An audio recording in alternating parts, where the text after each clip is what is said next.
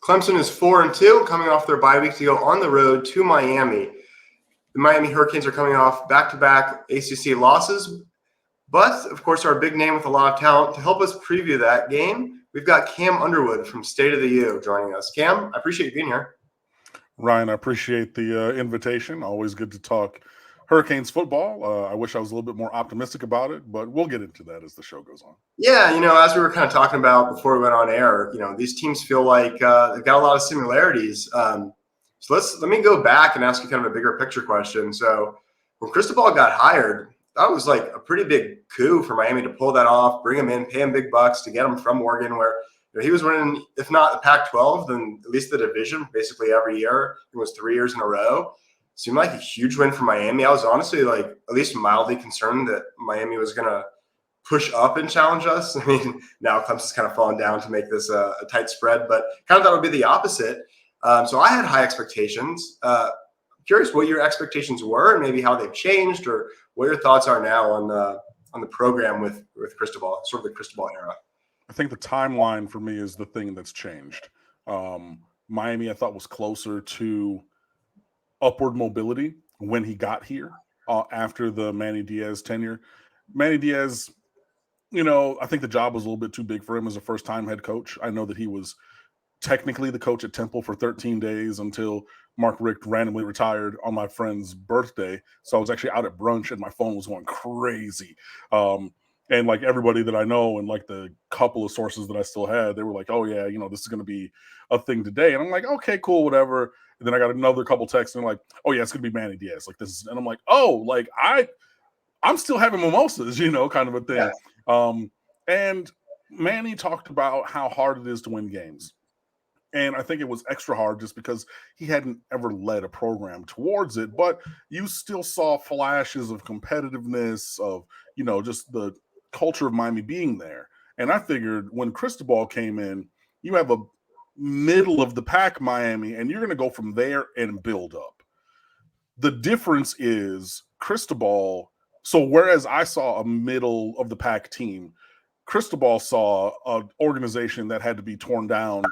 Not just like doing, I always saw, in terms of like a home renovation show, this was not like doorknobs and like sink faucets.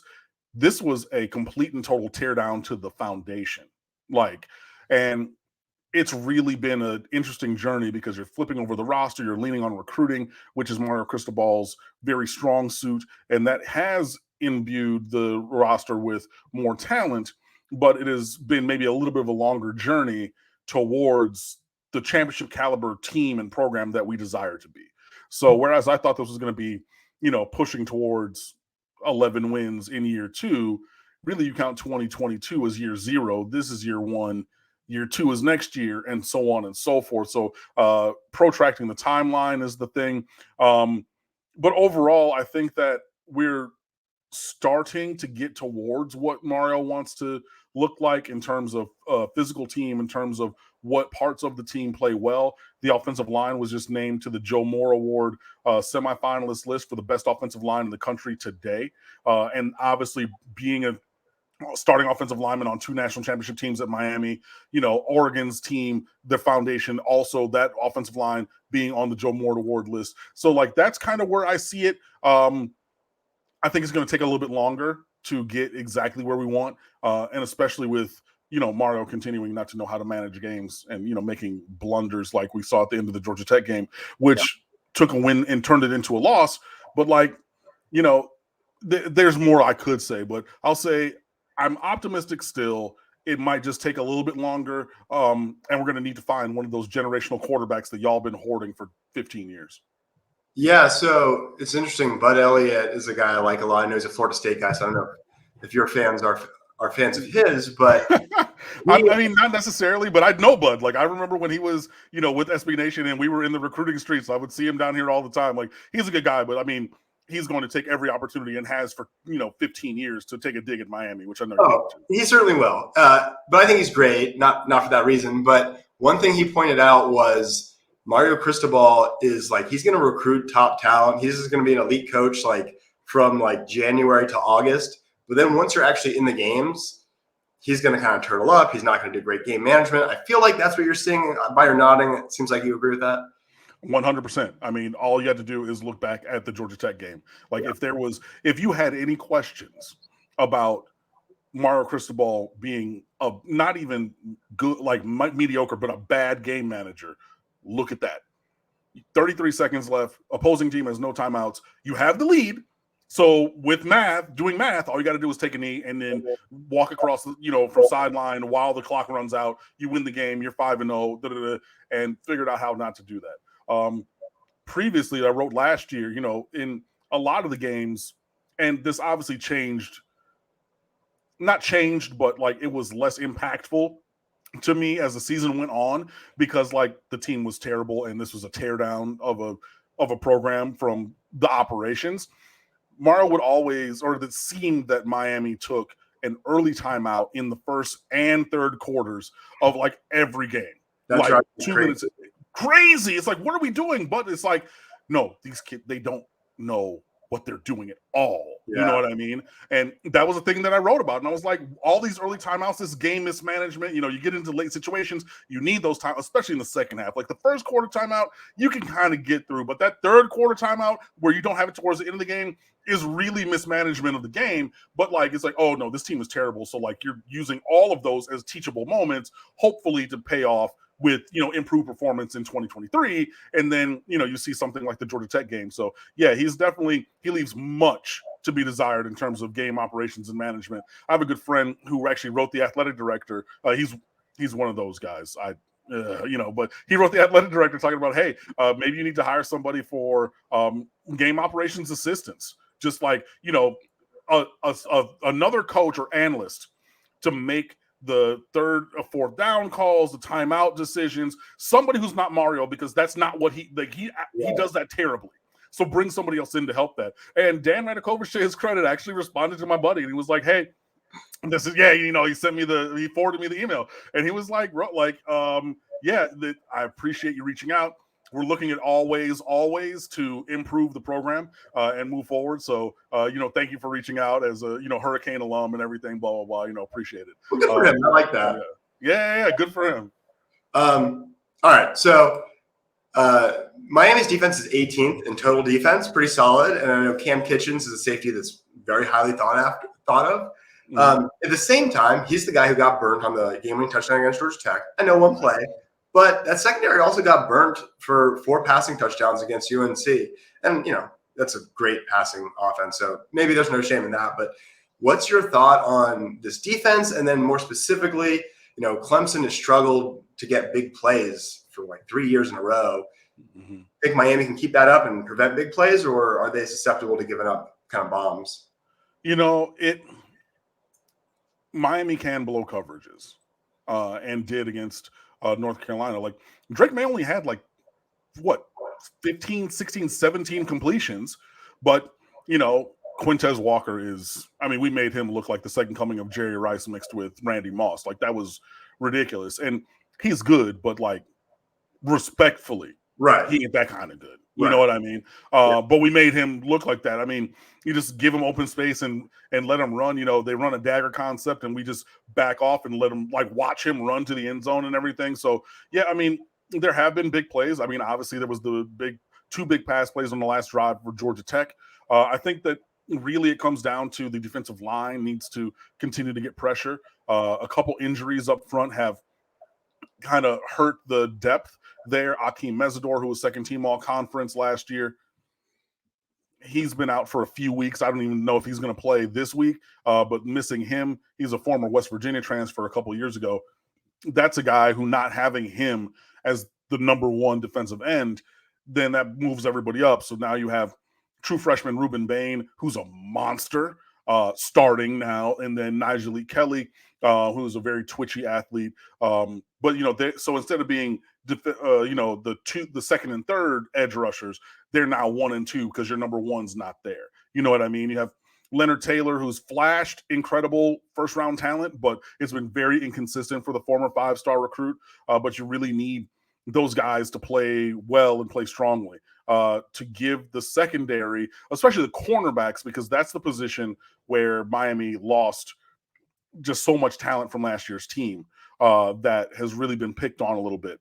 Tyreek Stevenson and DJ Ivey are both in the league playing for the Bears and Bengals respectively. They played 98% of the outside cornerback snaps last year. But you lose both of those guys. You get Jaden Davis, who's feisty, but he's maybe a little bit small.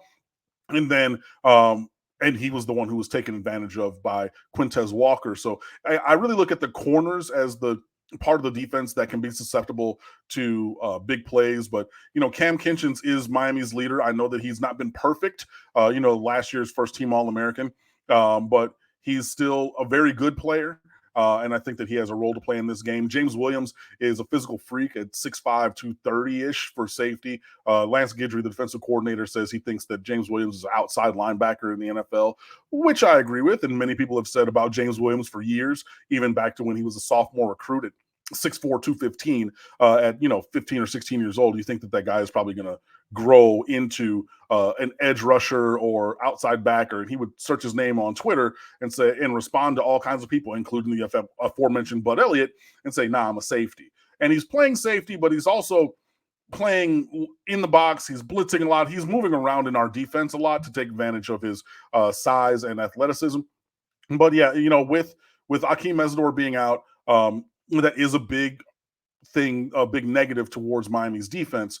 And like we saw against North Carolina, can make the defensive backs need to cover for just a little bit longer than I think that they're able. I will be very interested to see if Miami gives up big plays to Clemson, because that's been a very pedestrian offense for many, many years. I think it would be more likely that Clemson nickels and dimes Miami down the field to get scores, or takes advantage of Miami's turnovers, because there's been a lot of turnovers recently, as opposed to, going up top for 75. I would be shocked if Clemson did that this weekend. Gotcha.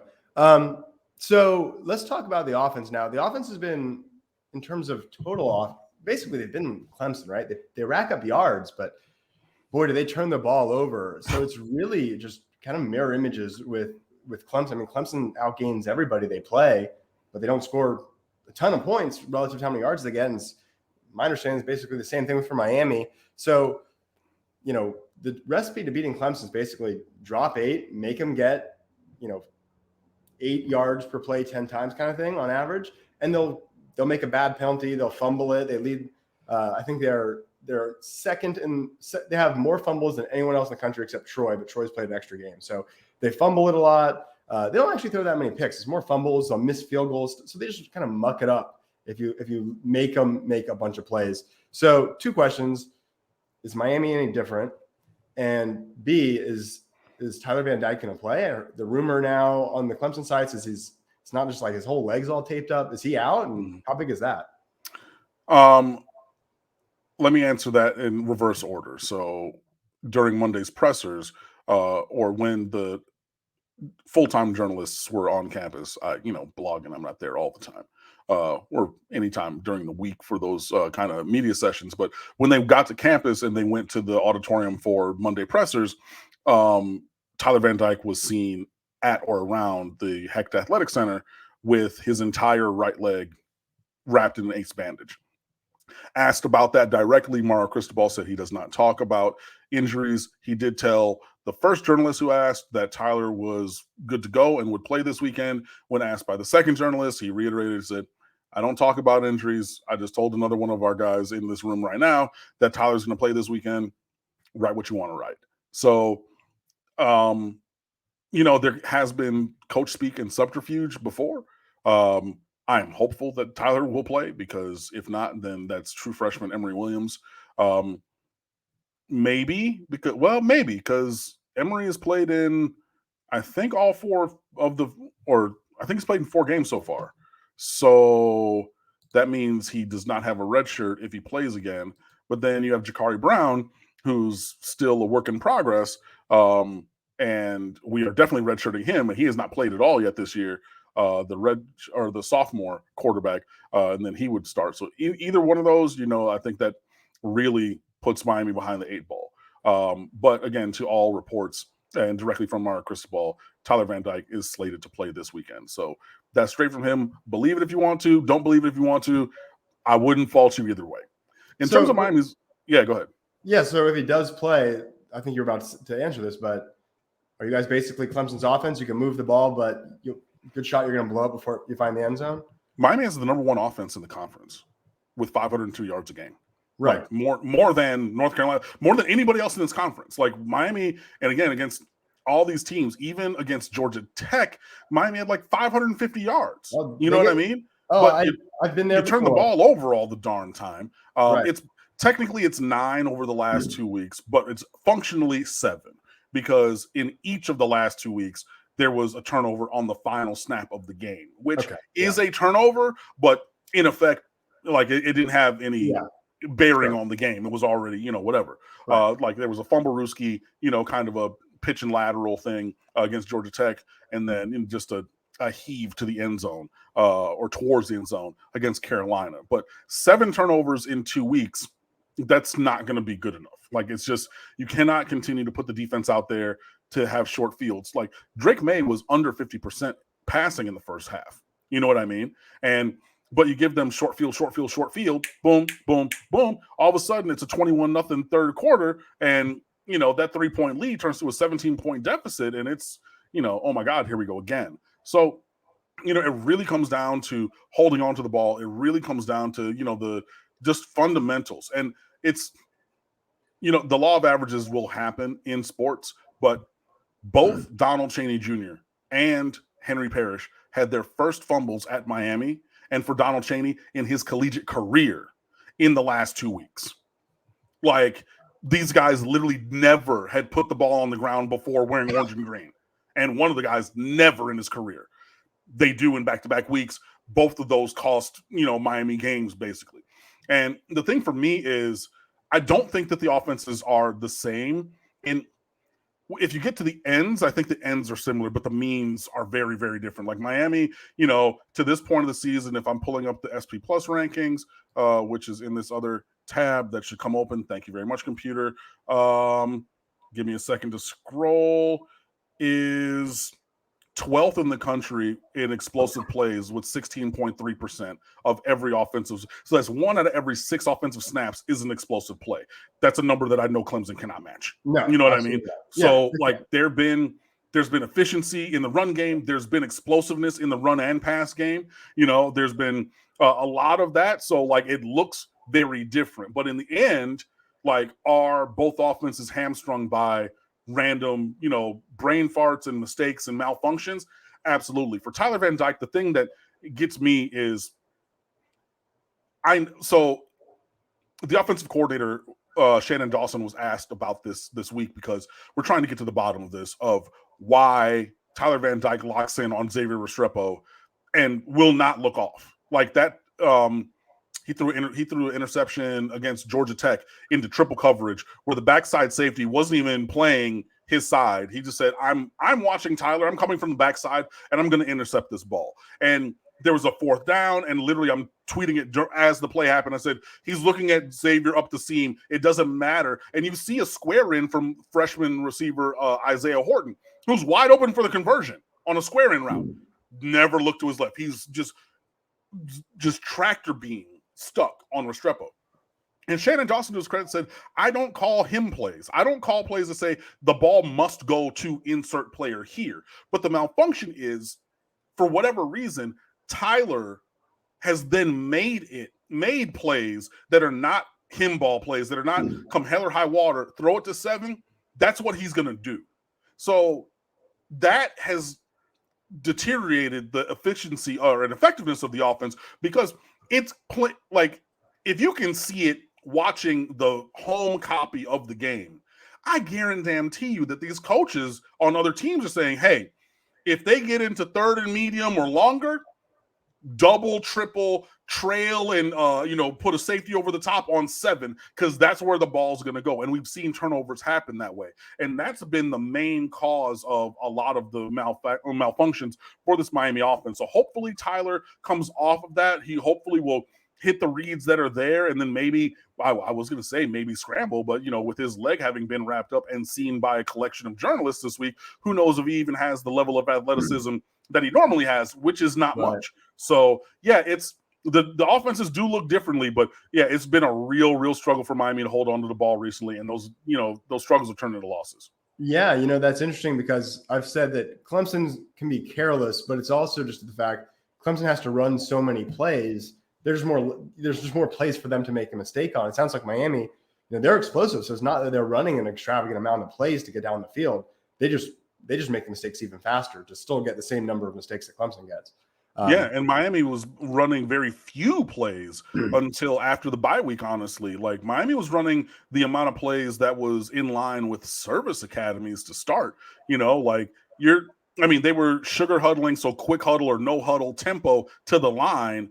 Even if you look back at the Texas A&M game, they went to the line quickly, but then the whole offense is like, okay, cool, we're going to check with me with the coach and snap the ball with 3 in the second quarter. You know what I mean? Geez. Like, it was like 55, 57 snaps a game. Like, it was very, very pedestrian pace. So, it has picked up recently in terms of tempo. And I think some of that was the fact of just giving up so many points to North Carolina. We did have to go a little bit faster, and we held the ball for so long. But, it's just been a comedy of errors and they've clustered for Miami. So it's not been like, you have one turn, because like earlier in the year, in the opener, Tyler threw an interception against Miami of Ohio.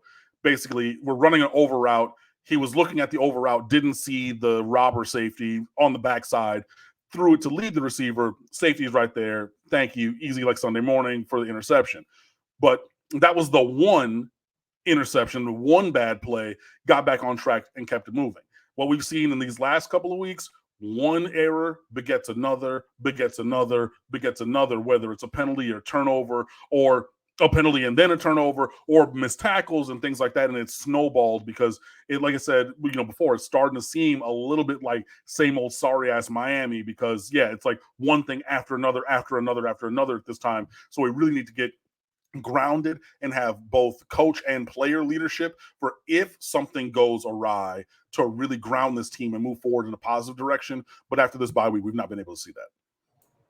Well, let's wrap up with some kind of game specific things. So whether you can talk about advantages or disadvantages, whichever come to mind first, but what are you excited about for Miami, or that you think they could take advantage of Clemson? What are you concerned about? And then if you're ready to make a pick, make a pick. If not, just general thoughts, how you expect this to play out. I think that if Tyler operates the offense the way that it's designed to be operated, I think that Miami can take advantage of Clemson's secondary. We've taken advantage of secondaries all year long, in every single game. It's funny, the ACC just put up a tweet like, oh, like these quarterbacks had big yards in like last week's games. I'm like,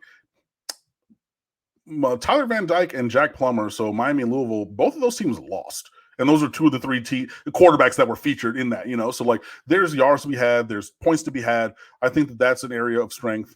I'm always concerned about Clemson's defensive line because that's been a calling card for you guys for a decade. I know that Miami's offensive line has been markedly better this year. I think this is going to be the biggest challenge that we are faced with. I'm also concerned just of things continuing to snowball because, 2 losses in a row. To me, well, first of all, I just saw it from Josh Pate. I had to look it up. The last time that Miami beat Clemson at home was 1956. So since Miami has been in the ACC, we have not beaten y'all in our home stadium. I was there for 58-0, the swan song of Al Golden, literally counting people in the lower deck sections because there would be like 4 and 5 and 7 in the second half because it was that kind of a blowout. I was there for that. I went to Charlotte for the ACC championship game. I was there for the last game and everything. So you guys have blown our doors off 178-30 over the last 4 matchups. That's a concern. And to me, it feels like when Florida State had a big run of 6 wins in a row against Miami previously in the 2010s, the thing that it will take to win this game for Miami is a thing that I'm not sure that they have, but it is the ability to beat Clemson on the field, so get an advantage and get an advantage on the scoreboard, but then beat and kill the mentality on the Clemson sideline that no matter the circumstance, they can come back and beat Miami. And we saw that against Florida State. We saw it in 13. We saw it in, well, I mean, that was a championship team, so not that year. But like 12, 14, 15, we saw this a lot of times where it was like they're close, Miami's up, but Florida State just said, we're Florida State. And regardless, we're going to beat Miami. And that mentality of having done that, having seen that come whatever circumstance may, that being able to slay the dragon and kill that mentality on the Clemson sideline is a thing that I'm not sure that Miami has. And it was a great story after Texas A&M when Shannon Dawson, Mario said, do you want to run the ball to try to, eat the clock? He said, we're going up top. I'm going to end this MF right now, right? We're going to go up top, score a touchdown. Everybody goes home happy. I love that. I don't know that we have that bravado anymore. I don't know that we have that constitution mentally, right? And because of the last two games. Yeah, absolutely. 100%. And honestly, yeah, and not even the last two games, from the fumble of Donald Chaney in the Georgia Tech game on, like that. That's why I was so vehemently angry after that game, because that game mattered. That game mattered with capital letters, because if you survive in advance, shout out to the solid verbal, win your clunkers, right? You get out of there and escape with a victory. There's still as many things to correct on Sunday and Monday, but without a loss in the loss column. But then you do that. I never expected to beat Carolina, because they beat us now 5 times in a row and 7 times out of 9. We've not beaten Mac Brown at Carolina.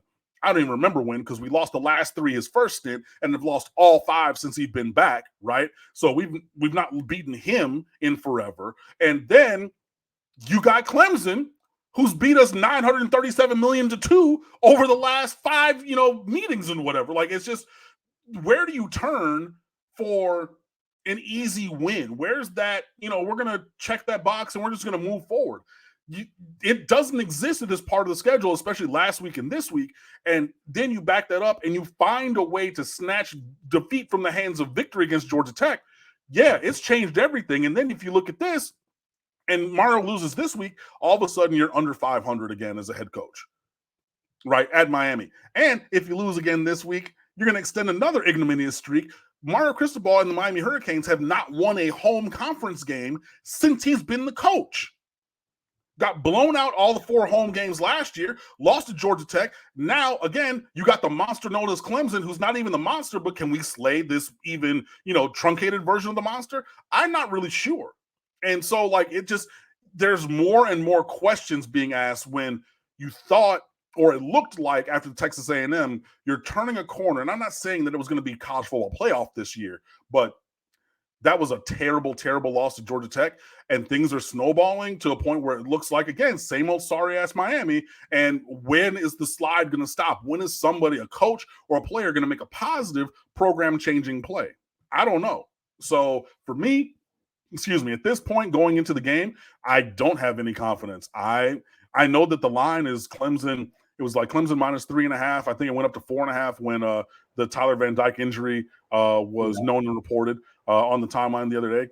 Yeah, I got Clemson by a touchdown or more. I just don't see it. And that was kind of my ethos going into the season. 7-5 prediction for the record, and they're going to have to prove me wrong. And, that they started to with a Texas A&M win, but then you give that back with a Georgia Tech loss, and then you're faced with 2 teams that you've really, really struggled with over the last few years. So I am not at all confident that Miami, I think it's going to, my hope always was that this game was going to be more competitive than the previous blowouts. That it would maybe, because the closest margin of victory has been 27 points or something like that over the last 4 games. Like, it's been, it's been blowout city. So my hope is that it's under 2 touchdowns, but beyond that, it's going to take a miracle. Yeah, that's a great way to wrap this, because, I have a friend there I talk a lot of football with, a Clemson friend, and we talked recently about how Clemson in the championship years used to just get outplayed and just sneak out wins. The 2016 NC State game, they just happened to miss a kick. Clemson wins in overtime. Louisville, they just happened to step out of bounds. I mean, it was unbelievable how we always found a way, even when we sort of got outplayed, and now we outplay people and somehow lose a lot of the time. It seems like that's still where Miami is, and they're going to need to learn to win. So I think this is a huge game for both teams, not just for like number of wins they accumulate this season, but like culturally, what are they building?